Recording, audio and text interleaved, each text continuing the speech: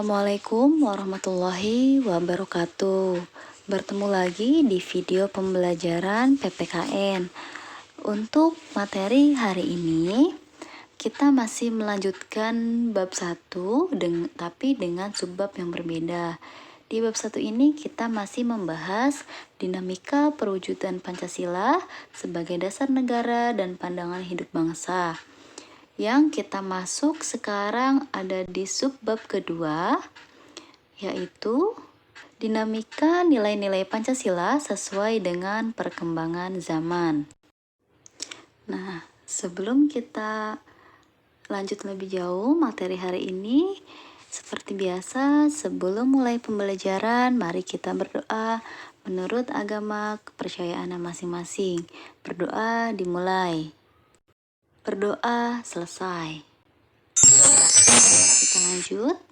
Seperti biasa, dari subbab per subbab itu selalu ada kompetensi dasarnya. Ini bisa kalian lihat dan bisa kalian baca. Di 3.1 itu adalah nilai pengetahuan, di 4.1 itu adalah nilai keterampilan. Dan yang ini adalah indikator pencapaian kompetensi. Itu adalah mendeskripsikan Pancasila dari masa ke masa. Setelah kalian selesai materi hari ini. Nah, kita lanjut.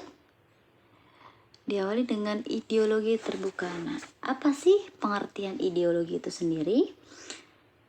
Nah, ideologi berasal dari kata idea yang berarti gagasan, konsep, pengertian dasar, dan cita-cita. Adapun logos berarti ilmu, dan secara harfiah ideologi berarti ilmu pengertian dasar. Nah, beberapa pendapat mengemukakan, salah satunya yaitu Mubiarto, mengemukakan bahwa ideologi adalah sejumlah doktrin kepercayaan dan simbol-simbol sekelompok masyarakat atau satu bangsa yang menjadi pegangan dan pedoman kerja atau perjuangan untuk mencapai satu tujuan. Nah, jadi ideologi itu adalah pedoman untuk tercapainya sebuah tujuan. Nah, ideologi itu dibagi menjadi dua. Yang pertama ada ideologi terbuka dan yang kedua ada ideologi tertutup. Kita bahas satu-satu apa saja sih yang dimaksud dengan ideologi terbuka.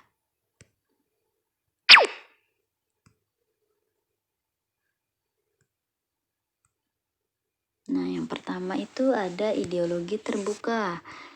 Ciri-cirinya apa? Ciri khas ideologi terbuka adalah nilai dan cita-cita yang tidak dipaksakan dari luar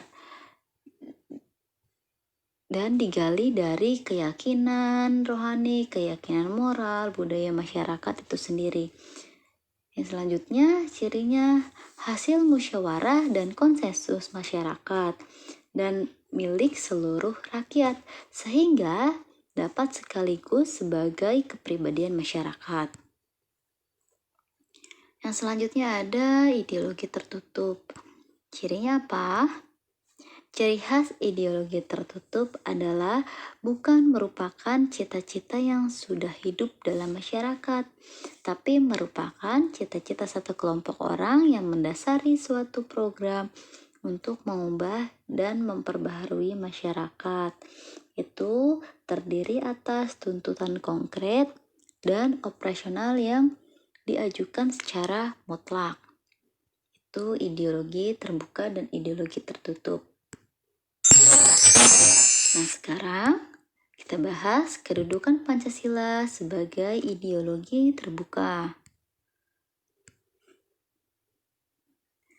Nah, Pancasila sebagai ideologi terbuka memiliki makna bahwa Pancasila memiliki nilai-nilai dasar yang tidak tetap dan tidak bisa berubah.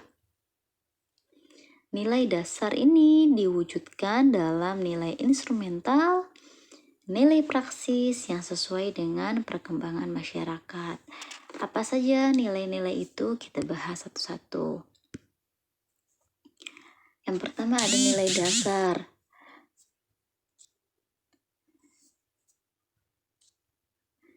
Nilai dasar yaitu asas-asas yang kita terima sebagai dalil yang bersifat mutlak, sebagai sesuatu yang benar atau tidak perlu dipertanyakan lagi. Nilai-nilai dasar memiliki kata kunci yaitu nilai ketuhanan, nilai kemanusiaan, nilai persatuan, nilai kerakyatan, dan nilai keadilan. Nah, itu yang kita tahu sebagai 5 asas atau Pancasila. Yang kedua ada nilai instrumental. Apa itu? Yaitu nilai yang berbentuk norma sosial dan norma hukum yang selanjutnya akan terkristalisasi dalam peraturan dan mekanisme lembaga-lembaga negara. Dan yang ketiga adalah nilai praksis. Apa itu? Yaitu nilai yang sesungguhnya kita laksanakan dalam kenyataan. Nilai ini merupakan batu ujian. Apakah nilai dasar dan nilai instrumental itu benar-benar hidup di dalam masyarakat atau tidak? Nah, di subbab selanjutnya ada masih di bab 1. Subbab yang terakhir itu adalah perwujudan nilai-nilai Pancasila dalam berbagai bidang kehidupan. Nah, ini seperti biasa ada kompetensi dasar. Nah, di berbagai bidang ini yang pertama ada di bidang politik hukum, di bidang ekonomi, di bidang sosial budaya, di bidang pertahanan dan keamanan. Kita bahas satu per satu.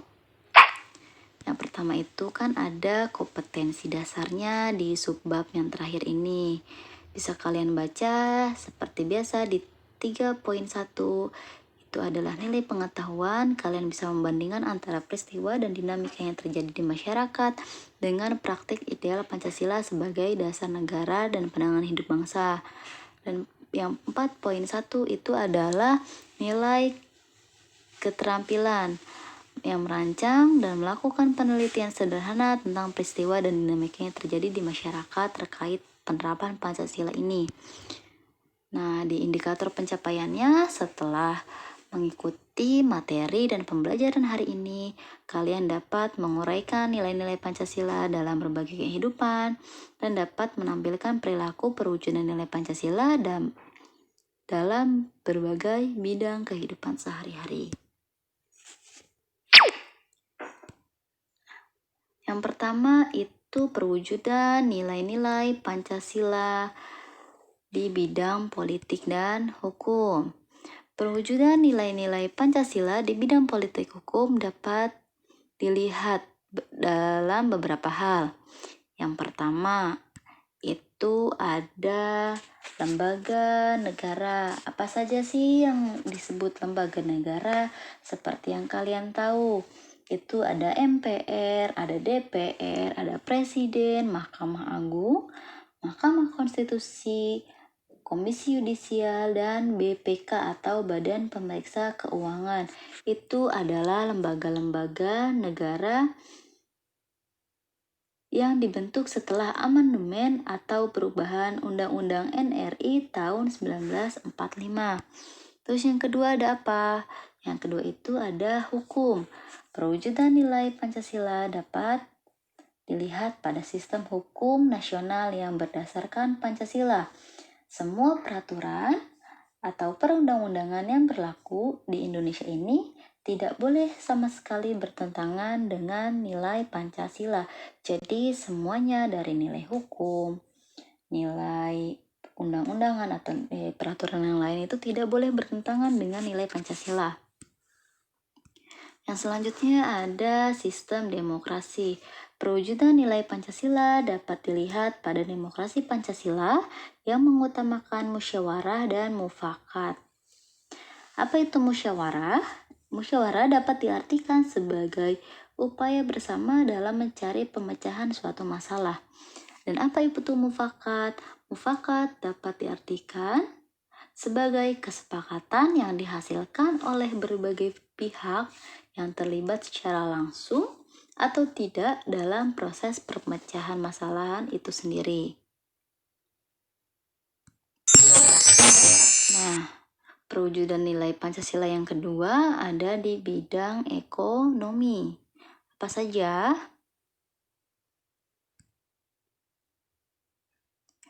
Berbagai wujud sistem ekonomi yang baik sudah ada di masyarakat Indonesia maupun sebagai pengaruh asing. Nah, yang kita sudah kenal di Indonesia ini adanya bank, adanya supermarket, adanya mall, adanya bursa saham, perusahaan, dan lain-lain itu adalah nilai Pancasila dalam bidang ekonomi. Nah, semua lembaga perekonomian tersebut dapat kita terima, tetapi harus sesuai dengan nilai-nilai Pancasila. Nah, yang ketiga,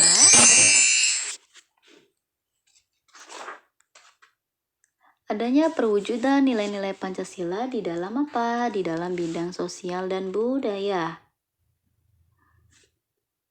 Nah, yang pertama itu perwujudan nilai Pancasila di dalam bidang sosial dan budaya itu menghargai keanekaragaman budaya Indonesia. Budaya asing yang bertentangan dengan nilai Pancasila perlu dicegah perkembangannya. Tidak boleh bertentangan dengan nilai Pancasila.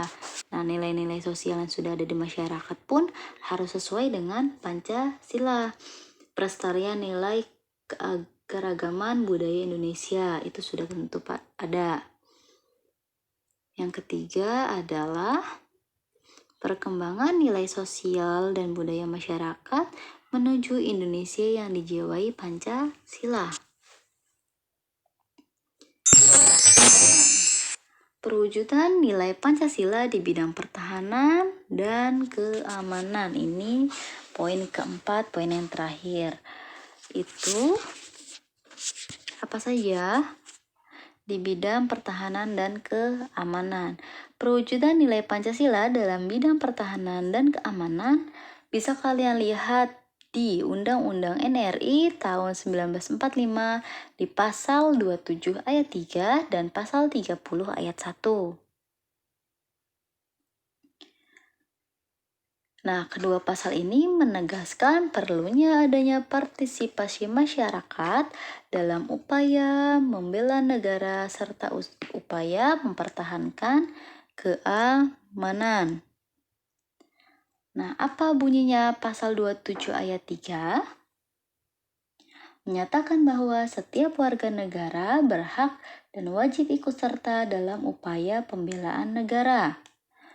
Nah, bunyi pasal 30 ayat 1 menyatakan bahwa tiap-tiap warga negara berhak dan wajib ikut serta dalam usaha pertahanan dan keamanan. Nah, dari kedua pasal tersebut kita lihat bahwa setiap warga negara itu wajib ikut serta dalam usaha mempertahankan keamanan dan pertahanan negara. Jadi, mempertahankan keamanan dan pertahanan negara itu bukan tugasnya Polri TNI saja. Jadi, kita sebagai masyarakat Indonesia pun wajib hukumnya ikut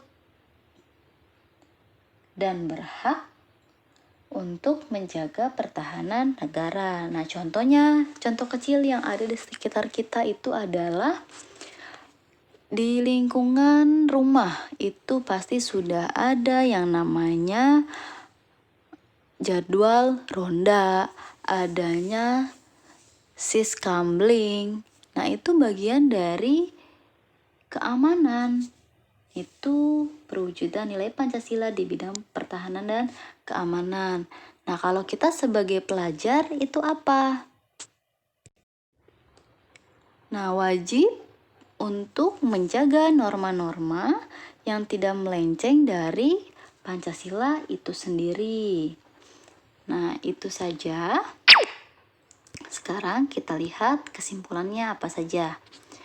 Upaya mempertahankan Pancasila tidak hanya dengan tetap menjadikan sebagai dasar negara dan tidak bisa mengubahnya, tetapi yang paling utama adalah negara menghayati dan mengamalkan nilai-nilai Pancasila dalam kehidupan sehari-hari. Oke, terima kasih. Itu saja materi untuk hari ini. Jika ada diskusi dan pertanyaan dan ada materi yang kurang jelas, silahkan kita bisa diskusi di Classroom PPKN. Nah, setelah itu akan ada jadwal untuk evaluasi di bab 1 ini karena bab 1-nya sudah habis. Ada evaluasi untuk dari materi awal subbab pertama sampai subbab ketiga itu dalam bentuk ulangan yang sudah Ibu share di Google Classroom PPKN. Nanti silahkan kalian buka, sudah ada jadwalnya dari jam 11 sampai jam 2 siang. Itu saja. Kurang lebihnya mohon maaf. Tetap jaga kesehatan. Wassalamualaikum warahmatullahi wabarakatuh.